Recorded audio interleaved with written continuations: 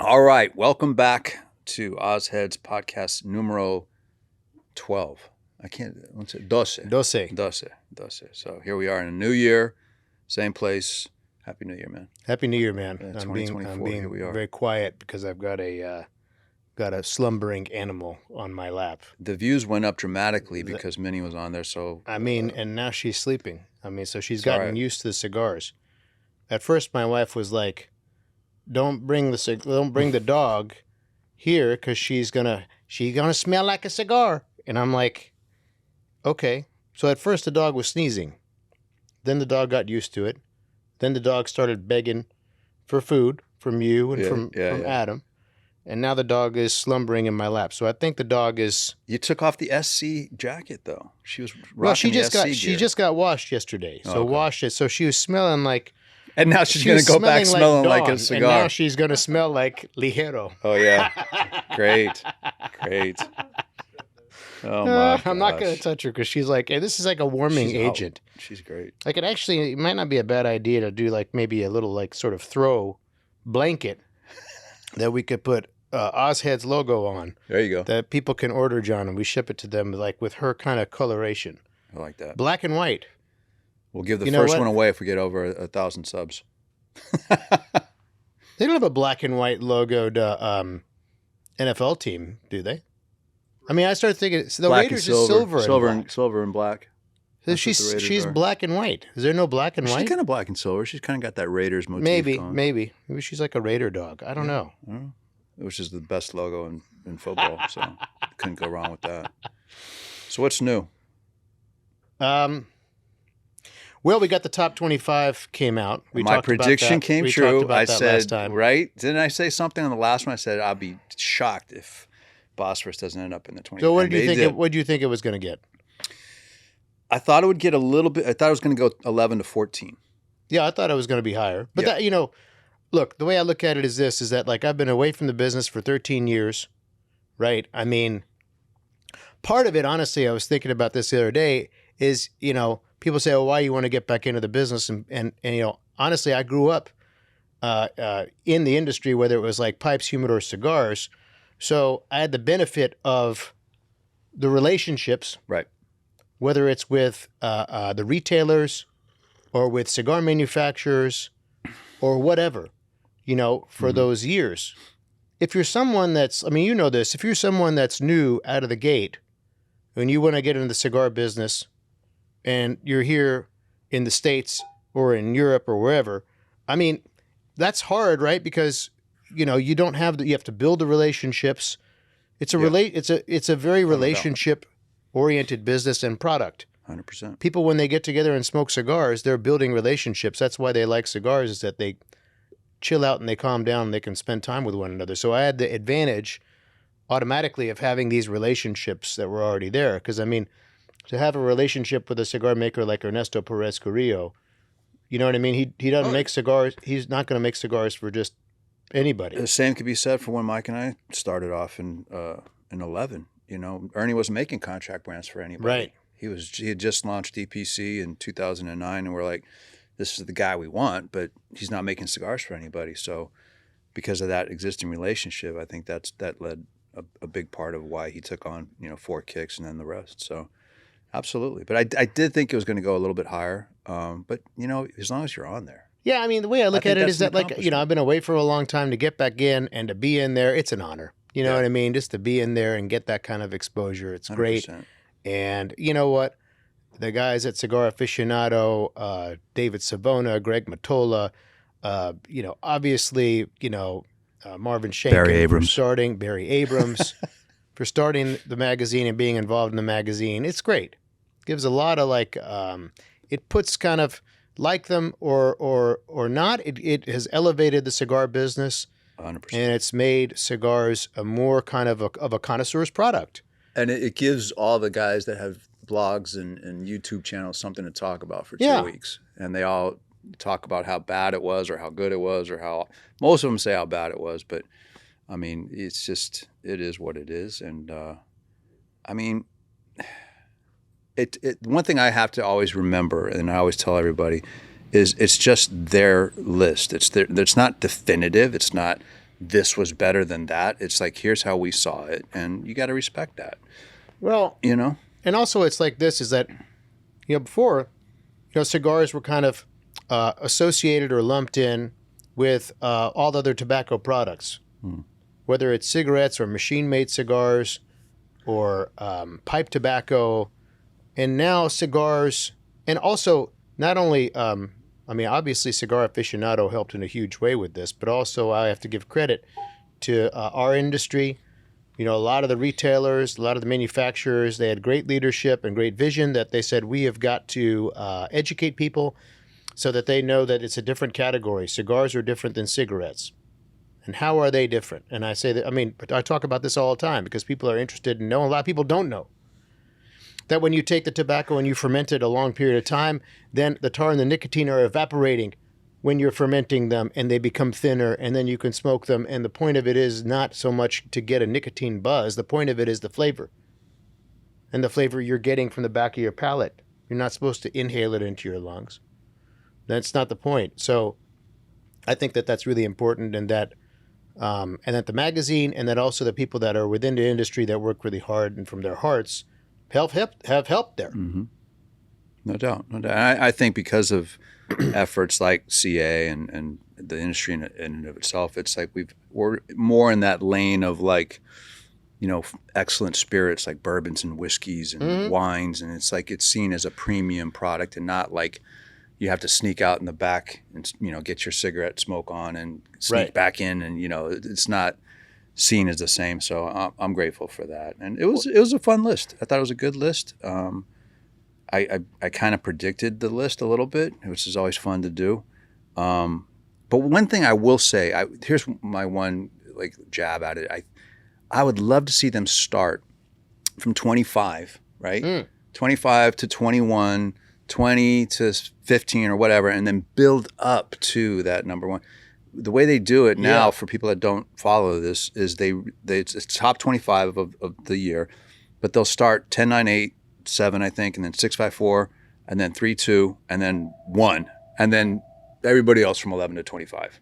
So it kind of makes the 11 to 25 feel like the also-rans. It doesn't really, there's no appeal to it. I would love to see them build that up from 25 up to 1 instead of just bucketing everybody in 11 to 25, like, okay, here's everybody else. Well, and right? And I'm a big fan. I used to listen to, like, remember Casey Kasem when he would do like the top 100 songs of the week? Wow, yeah. I used to record that. I used to record that stuff, man. I love that. Wow. And the thing of it is that, so I had been away from the business for 13 years, and when I left, they weren't doing the top 25. So I don't know what year they started doing the top 25. Maybe you do, but off the top of my head, no. But yeah. But I don't know why they. So I don't know what the logic is. I'm sure it has to do with, because they're posting it on Instagram and stuff like that. So I'm sure there are algorithms that support the way that they're doing it. Is my assumption. I just wonder if they started doing it earlier in the month and started from 25 all the way down to 1. Mm-hmm. I mean, I think that would be builds up more anticipation. Does that build up more anticipation? Does that build up? Does that shine the spotlight a bit more on the cigar that they're giving, 25, 24? You know what I mean? Give them a little bit of attention, a little bit more possibility for people to garner knowledge on them, or not. Mm-hmm. I think the other thing that's changed over the years. So the way that they do it is that any cigar that in the calendar year has been rated 91 or above in either the magazine or Cigar Insider, which is their bi-monthly publication newsletter. Any 91 and above. 91 or 92? Is 91. And here's what I'm going to get to, is that becomes qualified to be repurchased, resmoked, reevaluated, and then they cull that down to the top 25. Right. But if you look at all the ratings, and somebody did this, I can't remember what YouTube station, they had all of the 91, and the list was long, but there was so many 96s, 95s, 94s, 93s. It's almost like if you don't get a 93 or better, forget it. You're not gonna. It's just not gonna happen. You're not gonna go from a 91 to a 95 in the resmoke. So I think that maybe they'll reevaluate and maybe change the cutoff to 93, because there was a lot of cigars that were like, there was more 96s this year than I've ever seen. Well, the other thing I wonder about, quite honestly, is that they're out of New York City, and in New York City, tobacco tax has increased so much that it has like reduced the number of places that that carry readily all of like the newer brands in particular too. True. And how long have they been sitting there and all this kind of stuff, like what kind of conditions. So that's interesting too, is that how do you control what you're smoking? It's a good point. Like my dad being kind of an engineer, he's like, control the experimentation. I mean, how do you make sure that all the cigars are kind of optimal Yeah. per se? Yeah. Or maybe they order them. Maybe they order them. Back And in the maybe that's day, I like, remember because I knew one of the tasting coordinators back in the day, and he's no longer there. But he told me that he'd get a list and he'd go to various stores in the city, and he would buy those cigars. And his whole job was to buy the cigar, come back to the office, unband them, number them on a white band, and categorize them and everything, and log them. It's pretty labor intensive. I don't know if they still do the same system, but I mean, if it's less stores or less kind of variety out there, then you know what I mean. mm-hmm. But it's on us to like let them know what we're coming out with and what the new blends are and such, and have that kind of dialogue to figure that out. Yeah, true. So, But yeah, congrats on that though, Bosphorus. oh no, thanks. I mean, I love the blend. I think it's great. I mean, at the end of the day, like you said, I mean, it's really about, it brings kind of attention to the brand, Mm-hmm. and really it's kind of, it's subjective.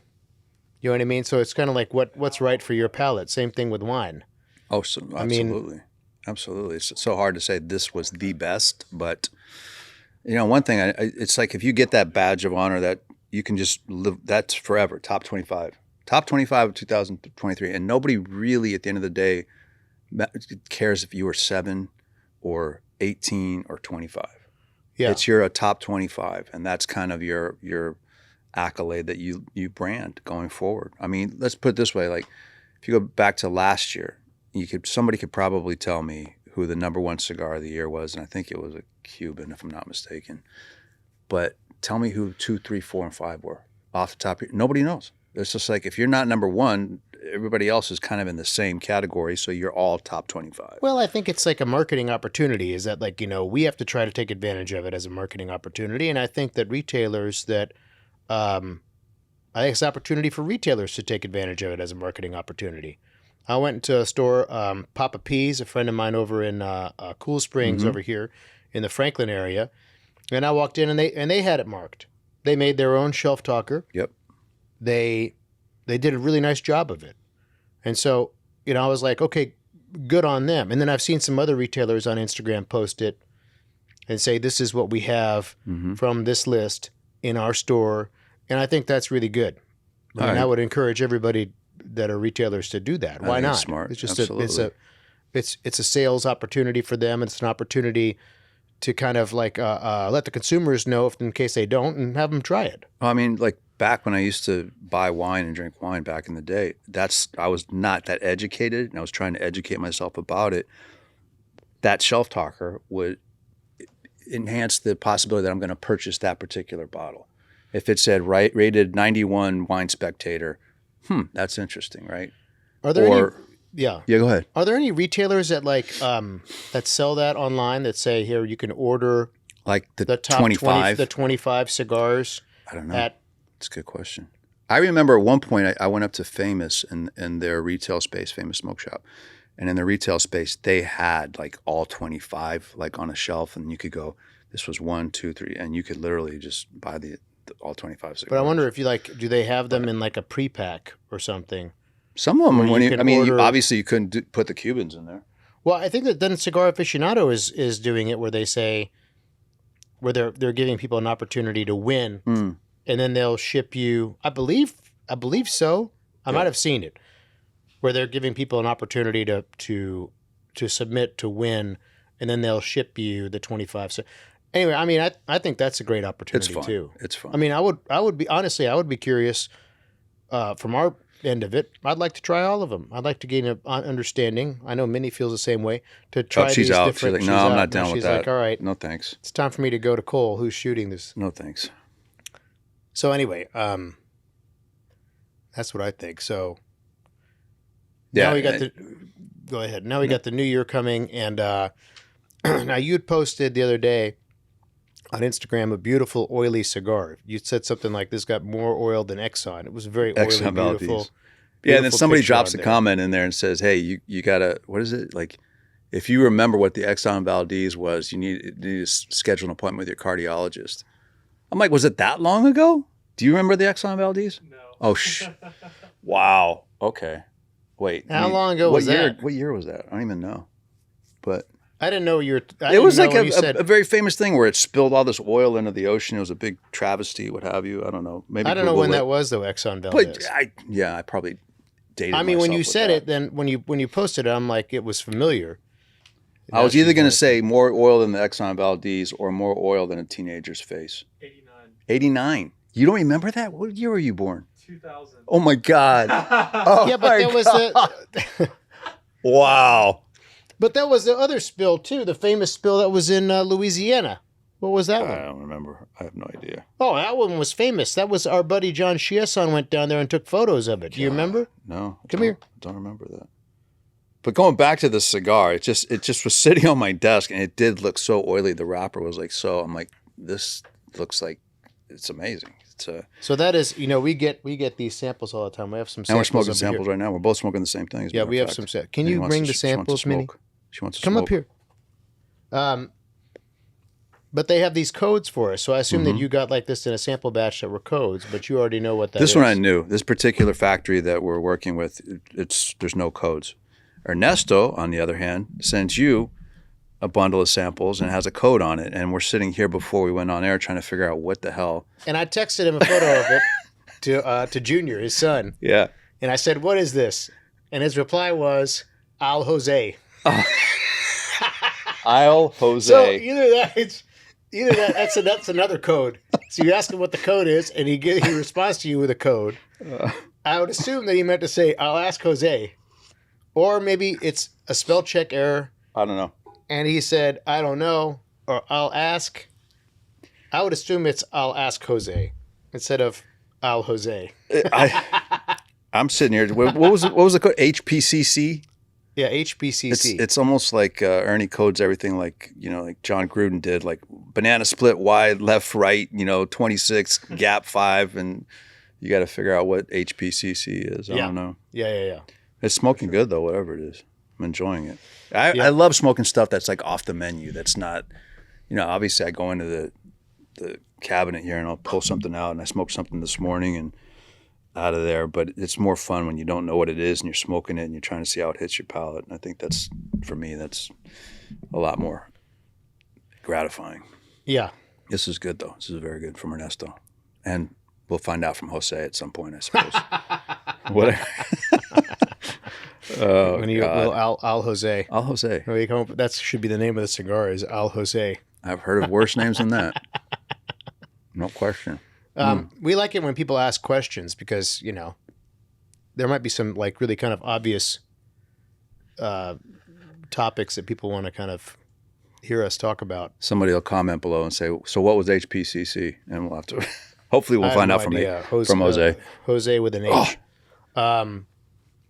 But it seems like that people were asking a lot about like box press and non-box press and very opinionated about that. I mean, I didn't think it was, I never thought it was that divisive of a topic, but apparently there are people that are like either on with the box press or like, no, I won't smoke a box press.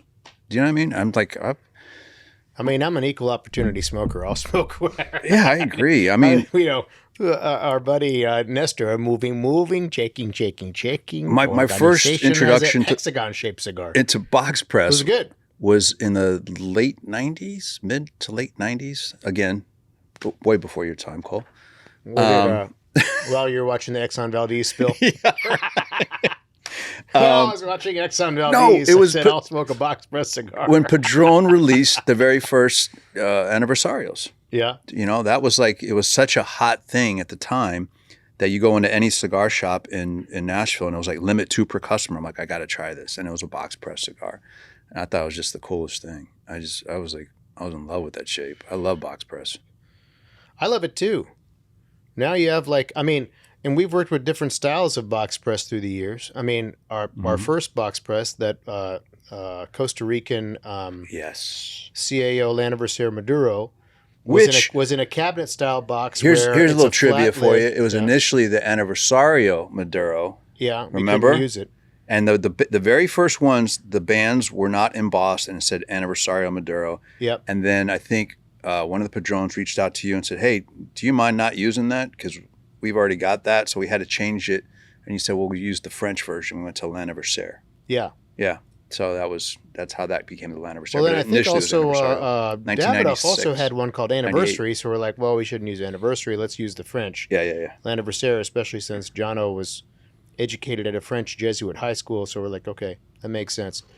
But and then people called it El Anniversaire. It was couldn't just pronounce the French version. It was a great But it was a cigar. cabinet style box where the cigars, hypothetically, right? Is this how the history of, we have to maybe look into the history of box press, or maybe it's a good one, or maybe Cigar Aficionado has written about it, where I think it used to be the cigars were round, and then the cabinet style box, you know, because remember when we first got those in, there was a nail on the flat lid. Yeah.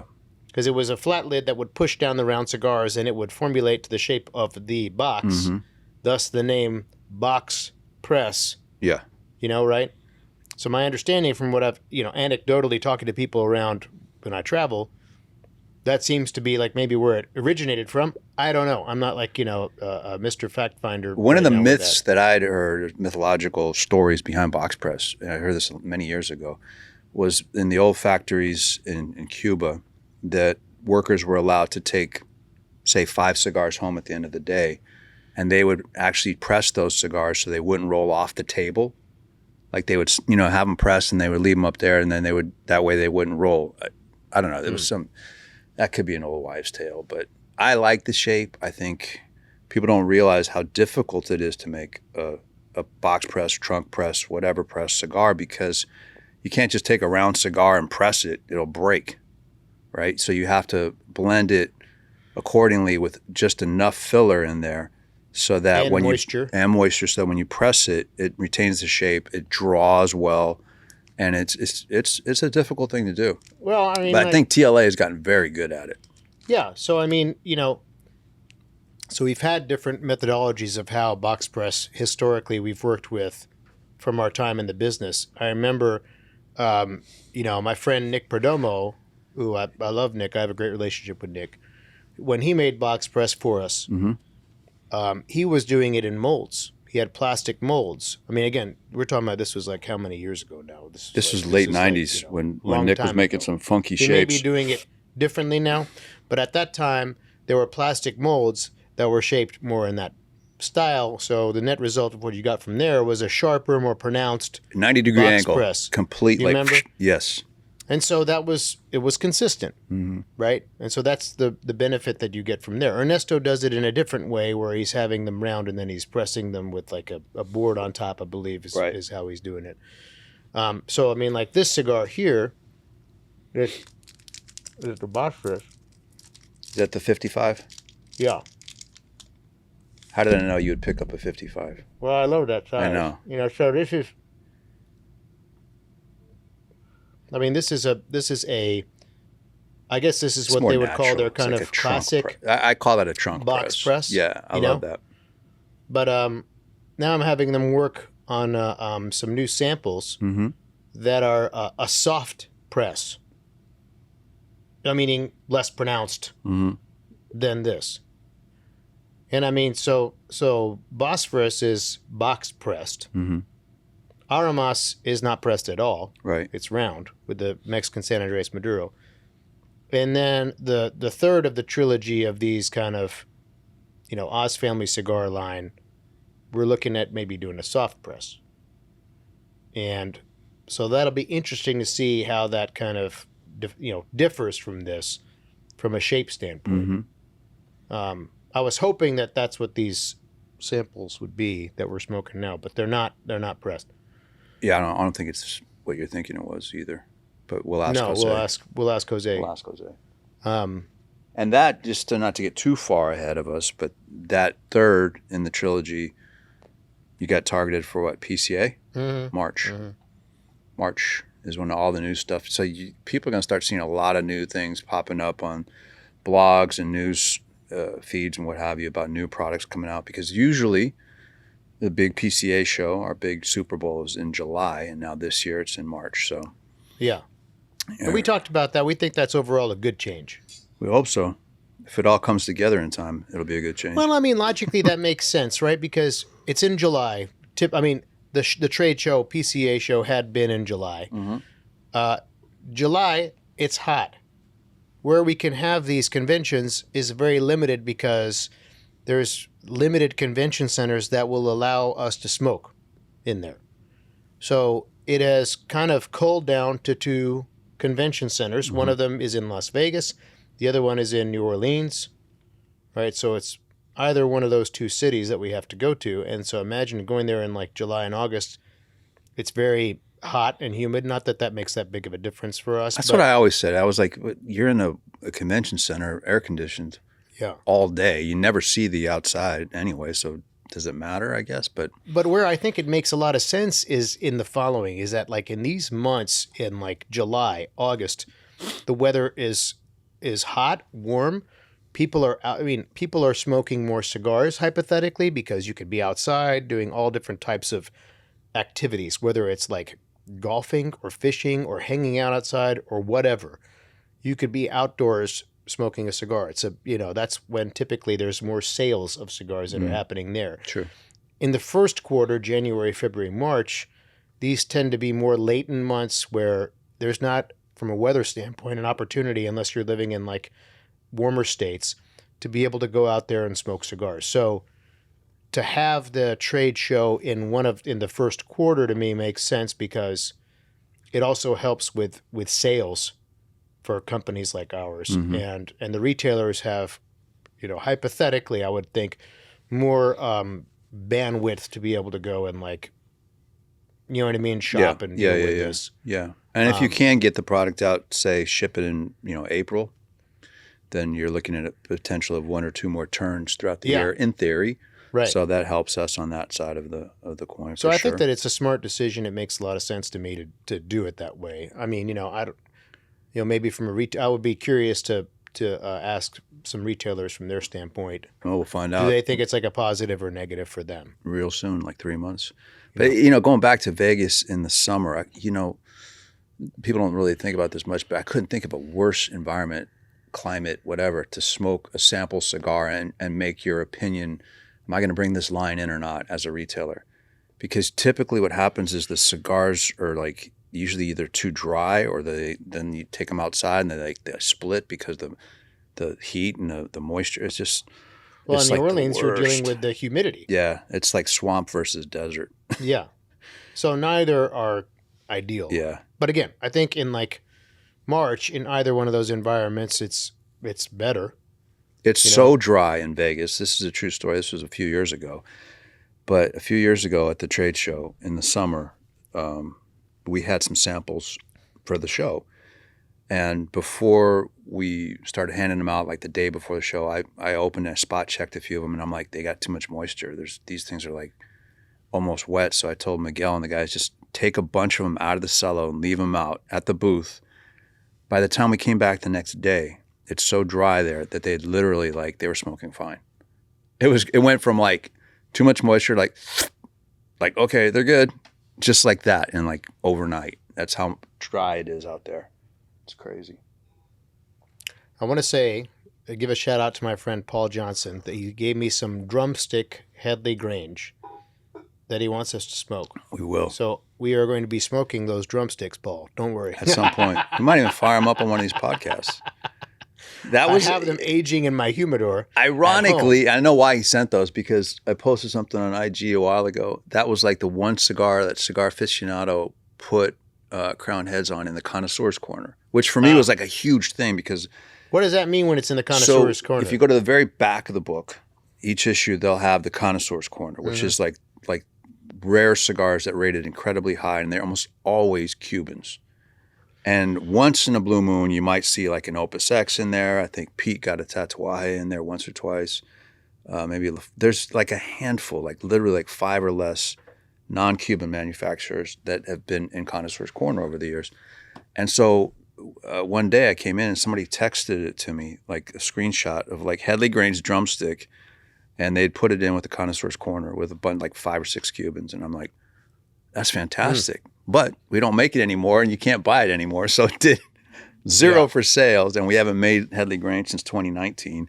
But it was a nice little. Maybe we should ask Paul to send these cigars that he has to Cigar Aficionado for Connoisseur's Corner. Yeah, there you go. There you go. Yeah, it was great. So giving them to me. That was nice. So nice. I was having this interesting conversation with someone a few days ago as we were smoking our Aramas blend with Mexican San Andreas.